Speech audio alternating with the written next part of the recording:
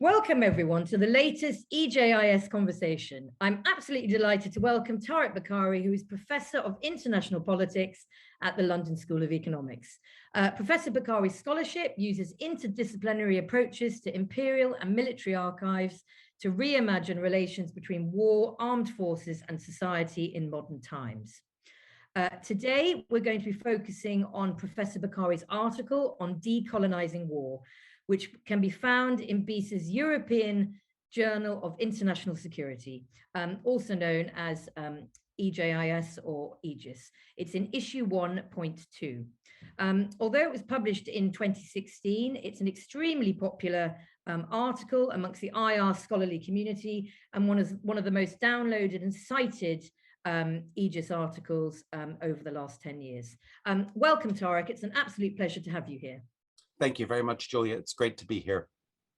I wanted to start today's interview by asking you a little bit about your academic journey. How did you become interested in decolonial, post-colonial IR politics and this particular area of research? Well, I had always been interested from high school onwards in the Third World and the Cold War in the Third World. So I always had an interest in Global South issues. What I don't think I appreciated until the early years of this century was the way in which Global South politics were consequential for social theory and IR in general. That is, that instead of just looking at what's happening in the Third World, you use the Global South as a way to rethink general approaches to social science and IR. And the moment that clicked for me, I was giving a paper very soon after I finished my PhD in 2001, and my advisor, Bud Duvall, was present in the audience. And I was sending up the liberal humanitarians. And he said, "Oh, good job, Tarak, you're really doing it. But what you need to add to this is post-colonial stuff. You need to read Deepesh Chakrabarty." So I did exactly what I was told and went away and read that book. And that began my trajectory into serious post-colonial IR. That's very interesting. So for those listening who may not have read your article, could you just give us a brief outline of its main threads? Sure. I mean, the basic idea of decolonizing war is to ask a straight up post-colonial question about war.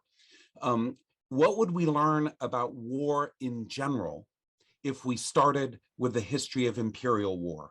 So instead of, dividing up war into big war between great powers and small war, great powers versus small power, and sort of defining war around the idea of what a big war looks like between two nation states, as for example, in the correlates of war databases. Instead of that approach, what if we started thinking about war theoretically from the point of view of small war, to use the term of art for imperial war?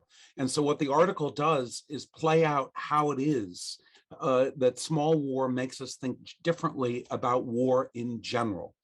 And what this opens out into is an account of the relationship of force to politics, which does not make a sharp distinction between war on the one hand, times of war on the one hand that are contained between dates, and times of peace on the other hand. If you look at the use of armed force in imperial settings, it's always war. Imperialism is war. And so force becomes part of how we think about politics in general, rather than war as being a discrete period that briefly interrupts peace. That's the main sort of takeaway from the article. I think there's some other things going on there. We often hear this term world war, but that's not actually a theoretic term. No one has actually sat down and theorized what a world war is. And so I suggest a whole set of different timelines and periodizations of warfare, again, from the point of view of war in the Global South, which gets us up to quite a few world wars by the time we get to World War I and to the present day. So that's the gist of the article. Okay. You wrote this article in 2016. You called it Decolonizing War. And I think I'm right in saying that this term was not in common use then. The sort of perspective of the article seems to be more post-colonial. Could you expand on this, explain this to us? Sure. So I think these terms have become sort of more settled as time has gone on. Decolonizing is in some ways the most general of these terms. And what that is getting after is the way in which imperial power has shaped the social sciences, as a whole. And so if we want to get out of the power knowledge relations about how empire has shaped our knowledge about the world and about how we think about the social and the political and about IR, we need to decolonize our knowledge. So I think that's the most sort of general usage of the term. Decolonial has come to mean something a little bit different than what I mean. Decolonial means a recovery of indigenous ways of thinking and theorizing. So when we do, decolonial political theory, we're thinking of indigenous people's political theories. We're thinking about theorizing from outside the Western world. That's not quite what I mean. Postcolonial has a somewhat different valence. The idea of the postcolonial is that social science, Eurocentric social science, is not wrong, but it's provincial. That is, that it's used European history, European states and societies to theorize social science in general, right? There's no more clear example of this than the use of Westphalia to theorize world politics as a whole. This little event somewhere in Europe in 1648 is then used to, make sense of world politics as a whole. That's sort of classic Eurocentrism, where the general theory is based on a little bit of European history. So postcolonialism says, don't throw out the baby with the bathwater. Don't throw out Karl Marx and Max Weber and Emile Durkheim, but leaven what they have to say by incorporating global South histories, societies, and politics into your general theorizing, right? So Karl Marx looks different if you start with Indian labor relations during the period of the British Empire in India, rather than with the English working class in early modern Europe. So it stays engaged with European, or dare I say, universal social theory, but it rewrites it and leavens it with histories and experiences from the global South. And that kind of post-colonial perspective is really where I would seek to situate myself. Okay, thank you. Could you now reflect a little on the relationship between post-colonial war and critical security studies? Yeah, I mean, I think this is something that is also not as well understood as it might be. Most of what goes on in critical IR vis-a-vis security is specifically about the politics of security, right? It's not about war and the use of force per se. It's about this very important area to think about, which is security relations, and the significance of security relations in shaping our lives and in shaping world politics. It's a very important area of inquiry that I don't in any way mean to dismiss. But what I do is war studies. And what I'm interested in is post-colonial war studies. I think war is an immensely generative event and set of relations in world politics. It produces and creates stuff, and we need to study the relations of war itself, not just of security politics, which I think is a different and more, in some ways, more general subject. I think a lot of people, we just have this phrase in IR departments, oh, that person does security. Well, some of us do security and some of us actually study war. And I think that distinction is worth keeping in mind. There is no discipline in the social sciences and humanities that is devoted to the study of war. IR is supposed to be that. But IR only looks at war from the point of view of IR theory. You first come up with IR theories about the sovereign and national state, and then you fit war into those theories. I start from the relations of war itself and theorize war from the ground up, and that's what I'm interested in. That's why my topics look a little more bloodthirsty, you know, and are more about what armed forces are doing and about the consequences of actual fighting. Yeah. Okay. So you're well known as someone who is at the forefront of the notion of historical IR. Can you tell us a little bit more about the role of history in post-colonial international relations? Sure. I think history is like something that I think it's one of the deep tragedies of what's going on now as a more quantitative and political science perspectives arrive in Europe. Is that people know more about quant methodology and very narrow ways of constructing methodological questions than they do about history. Anyone who wants to study world politics needs to know a lot of history, period. And you need to know a lot of history that is not just European history. And here I would locate someone like Aisha Zarakol's book that's just out, Before the West, where she sort of sends up IR for having this kind of Eurocentric history that begins in ancient Greece or European antiquity, comes up to early modern Europe, and then is, you know, about European power politics, and the history of the rest of the world is just forgotten. So there's, you know, number one, you need to know world history. Number two, I think a big strand of historical IR is what I would call historical sociology. And that is using the great traditions of historical sociology, but letting them loose on the international and on world politics. And the people here I would cite are George Lawson and Julian Go. They have a book called Global Historical Sociology because, of course, historical sociology is a Eurocentric tradition that begins from European states, European development of capitalism in Europe. And so we need to expand this using post-colonial tools on historical sociology. And that's where I would, that's number two. The third place is where I would locate myself, which are people who use archives and do original historical primary source research. And the point here is that in other disciplines outside of history, starting in the 1980s, and the classic site here is Stephen Greenblatt's work on Shakespeare.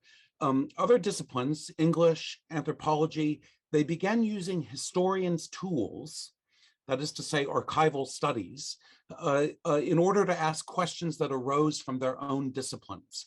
And so Stephen Greenblatt went out and he found the historical Shakespeare in the archives rather than the Shakespeare of just the texts that had been being read in English departments. And all of a sudden, this entirely new Shakespeare arrives, a Shakespeare that is thought about in terms of early modern self-fashioning and the various moves he's making within early modern culture. And these studies are, in fact, theoretically fecund. They lead to new theoretic insights, even though they're archival histories.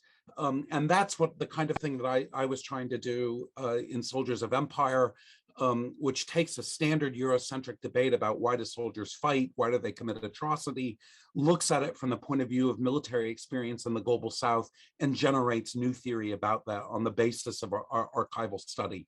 And my project now is to look at how soldiers are authors of military histories, and to look at some of how this kind of military history writing is produced out of war experience and then comes to play various roles in shaping the mentalities of soldiers and political decision makers. So this kind of archival turn is this third way of thinking about history and IR is where I would locate my own work. Okay. You mentioned earlier that what you're interested in is war. And so I wanted to ask you about current events in Ukraine, and whether the article offers any perspectives on the war there. Sure. So, I mean, I'm sure like everybody, maybe not the people watching this, but like you and I, Juliet, have been doom scrolling all weekend about what's the awful events in Ukraine. I would say sort of there are two kinds of points of contact.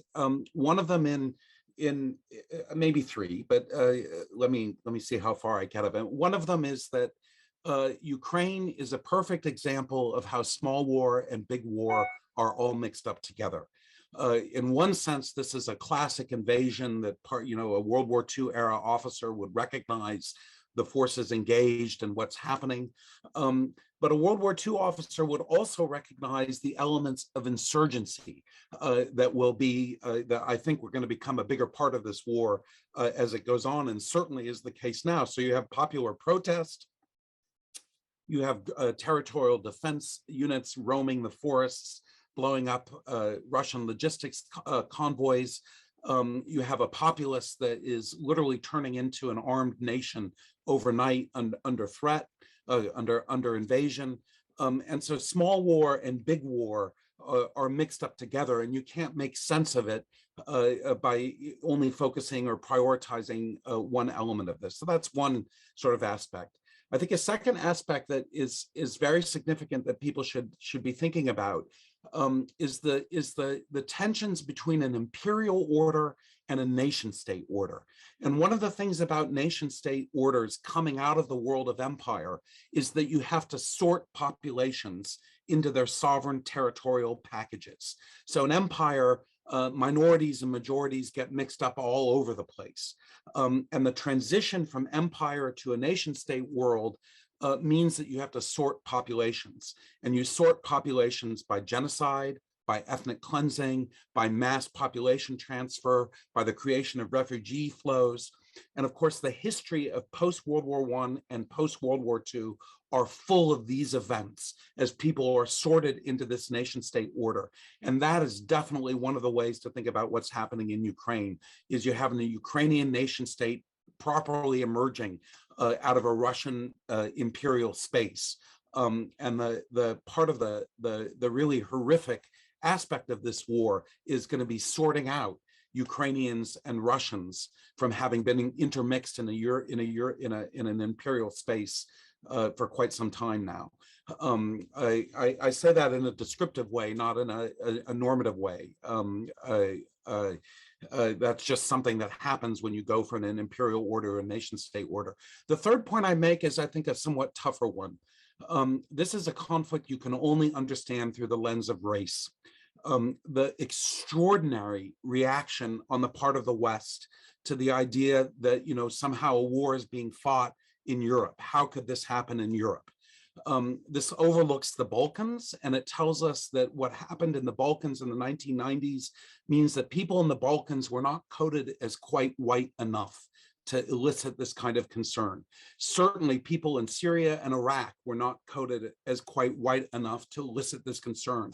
Westerners have been handing out war in the global South for the last 20 years. We've been droning 15-year-olds on mopeds regularly, and you haven't seen this kind of reaction on the part of the West and Western publics to those events. But now that you have something like this happening in Ukraine, you can recognize the city centers as European architecture. As various people have mentioned, the victims of this war have blue eyes and blonde hair. And so race is absolutely central to understanding how the West has responded to this. Now, again, I don't mean that in any way to take away from the suffering of the Ukrainian people. I'm very much on their side in this conflict, but I think you can only understand the reaction of Western powers, this extreme escalation towards Russia in racial terms. And we live in a world, in world politics and in a discipline of IR, where until very recently, we've not been able to talk about race, because part of the whole purpose of American IR, of the American-centered world order after 1945, is to maintain a racially hierarchical world, but not talk about it as race. And so we lack the tools to sort of understand the racialized politics that are determining public reactions to the conflict in Ukraine. The decolonizing war is definitely something that throws some light on that. So I'll leave it at that. Yeah, well, thank you. So, I mean, you've made so many interesting comments there. Bringing it all together, and I guess in summary, what would be the main takeaways from the article? Well, I think the main takeaway is that EJIS is a good place to publish. So I encourage people to submit articles there. It's a very good journal. It manages a mix between all the different kinds of IR and political science IR and historical IR, critical IR that are going on, and it does it actually very, very well. So I encourage people to think about submitting there. I think the second thing I'd say is think big, right? IR as a discipline is profoundly marked by the issues of the transition from the British Empire to the American-centered world order. This has shaped nearly everything about the discipline, that and the Cold War. And so like the big questions of what a proper critical social science of world politics looks like have yet to be asked. We have a kind of new world opening up to us in sort of theorizing and thinking about world politics. This is a very exciting time to be an IR scholar. We should not be doing tiny little political science studies of voting behavior and little quantitative studies of civil war. We need to ask big theoretic questions about our discipline going forward. And that would be my second kind of message, my concluding message. Okay, well, there you have it. Thank you so much. I mean, you know, Tarak, your immense scholarly knowledge, it really is, and your enthusiasm for it all really comes across to me, certainly. And I think all our listeners will agree that it's been really fascinating hearing your thoughts and on all sorts of things. Thank you very much, Juliet. It's been great fun.